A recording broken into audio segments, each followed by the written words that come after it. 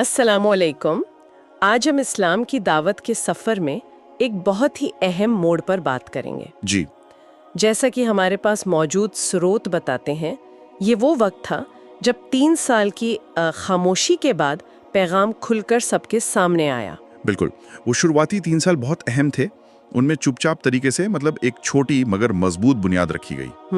ایمان لانے والوں کی ایک جماعت تیار ہوئی جو بھائی چارے اور آپسی مدد، جسے اخوت اور تعاون کہتے ہیں، اس پر قائم تھی۔ تو آج کی ہماری اس گہری پڑتال کا مقصد ہے اسی دور کو سمجھنا جب پیغمبر محمد صلی اللہ علیہ وسلم کو اللہ کا حکم ملا کہ اب اپنے لوگوں کو کھلے طور پر اسلام کی طرف بلائیں۔ جی ہاں، اور اس اعلان کے بعد انہیں کیسی مشکلوں کا سامنا کرنا پڑا۔ جی ہاں، چلیے اس دلچسپ دور کو تھوڑا اور قریب سے دیکھتے ہیں۔ بالکل۔ تو ہوا یہ کہ 3 سال گزرنے کے بعد اللہ کا حکم نازل ہوا سورہ الشورى کی آیت میں، وَأَنذِرْ عَشِيرَتَكَ الْأَقْرَبِينَ، جی یعنی اپنے نزدیکی رشتہ داروں کو ڈراؤ۔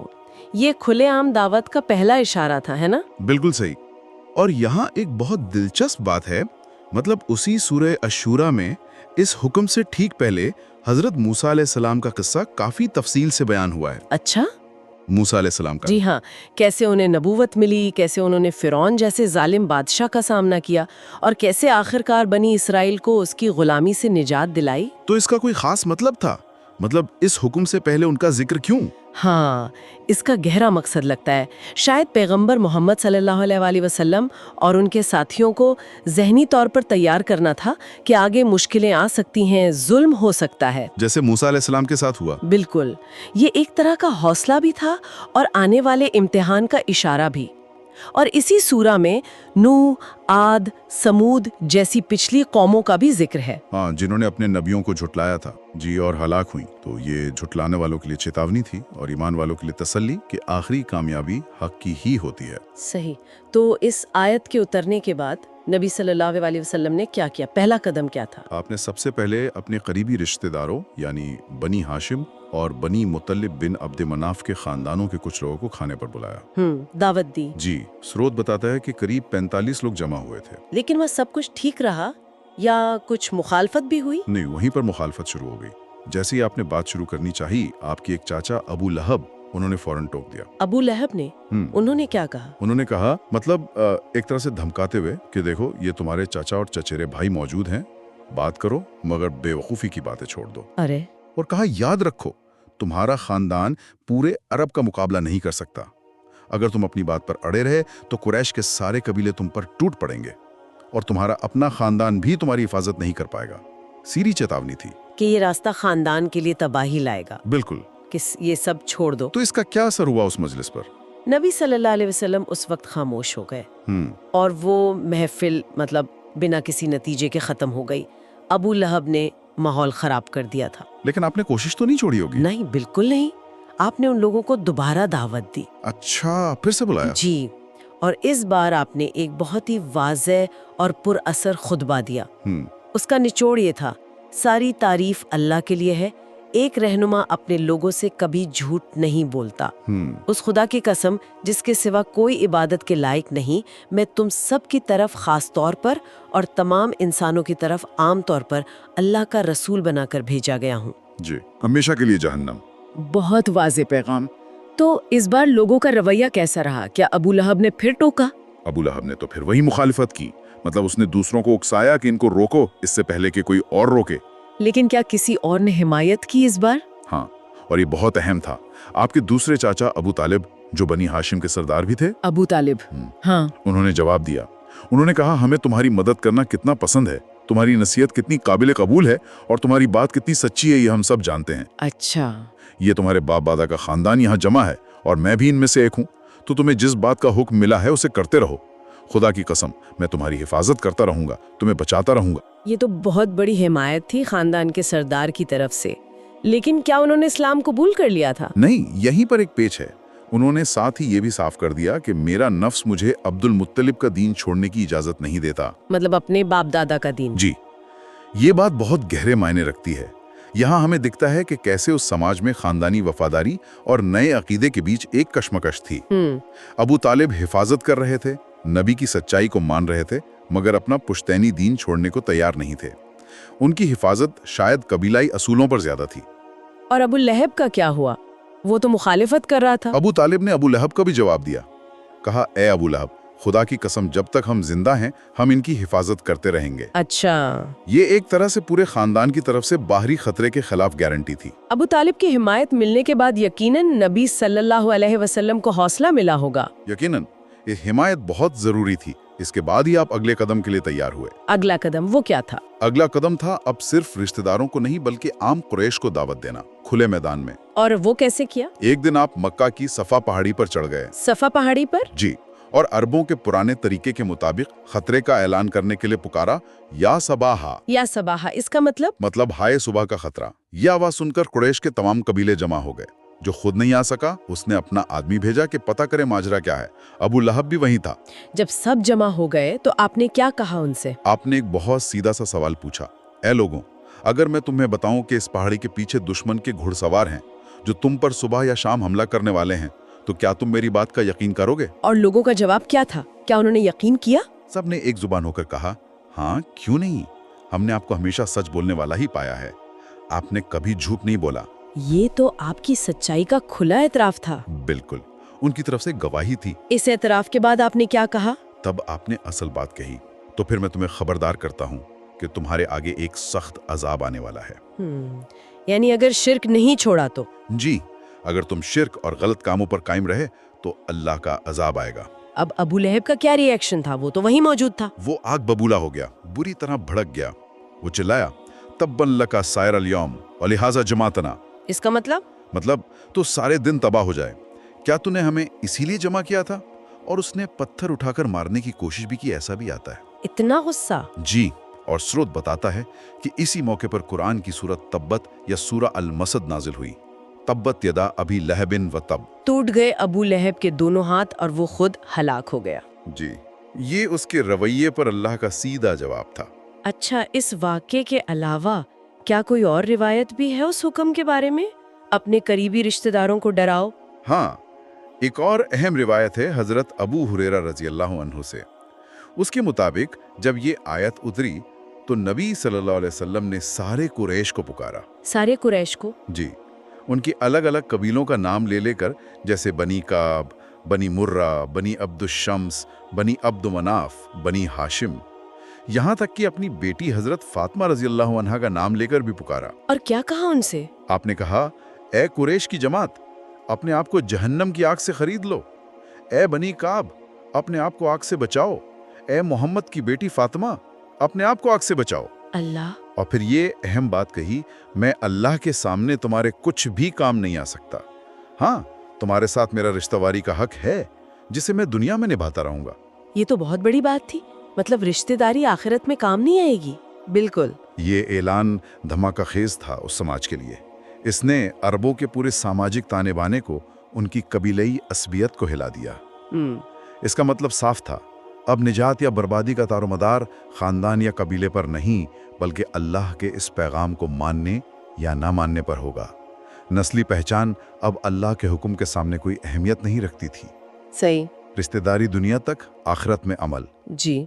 इन आवाजों की गूंज अभी मक्का में थी ही कि क्या कोई और हुक्म भी आया इसके बाद? जी हाँ, इसके फौरन बाद एक और आयत उतरी, फस्दा अबिमा तुअमरु व आरिद अनिल मुशरिकीन। इसका मतलब पस्तों में जिस चीज का हुक्म दिया जा रहा है उसे खोलकर सुना दो और मुशरिकों की परवाह ना करो। यानी अब और ज्यादा खुल के। बिल्कुल।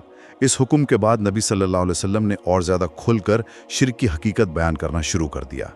बुत परस्ती की कमजोरियों को उजागर किया। जैसे मिसालें देकर समझाया कि जिन बुतों को ये लोग पूजते हैं वो कितने बेबस और बेकार हैं। न सुन सकते हैं, न देख सकते हैं, न फायदा पहुंचा सकते हैं, न नुकसान। आपने दलीलें दी कि इन बुतों को पूजने वाले खुली गुमराही में हैं। जाहिर है मक्का वालों पर, खासकर कुरैश के सरदारों पर इसका बहुत बुरा असर हुआ होगा। जबरदस्त। स्रोत कहता है कि उन पर जैसे बिजली गिर गई। उन्हें पहली बार शिद्दत से एहसास हुआ कि ये पैगाम सिर्फ कुछ रस्मों की बात नहीं है, बल्कि उनके पूरे निज़ाम, उनके बाप दादा के तरीकों, उनके सामाजिक रुतबे और उनकी सरदारी के लिए सीधा चैलेंज है। वो किस तरह का चैलेंज महसूस कर रहे थे? मतलब उन्हें डर किस बात का था? वो समझ गए थे कि अल्लाह की वहदानियत, नबी की रिसालत और आखिरत पर ईमान लाने का मतलब क्या है। इसका मतलब था अपनी मनमानी छोड़ देना। हाँ। अपनी जिंदगी के फैसले इस नए पैगाम की रोशनी में करना और नबी की पैरवी करना। उन्हें लगा कि इससे उनकी वो मजहबी सरदारी छिन जाएगी जो कावे की वजह से उन्हें पूरा अरब में हासिल थी। अच्छा। वो इज्जत और रुतबा जी। और उन्हें ये भी डर था कि जो गलत काम, जुल्म और नाइंसाफी वो करते थे, उन्हें वो सब छोड़ना पड़ेगा। जैसा कि कुरान में एक जगह इशारा है जिसका मफहूम है, बल्कि इंसान चाहता है कि आगे भी बुराई करता रहे।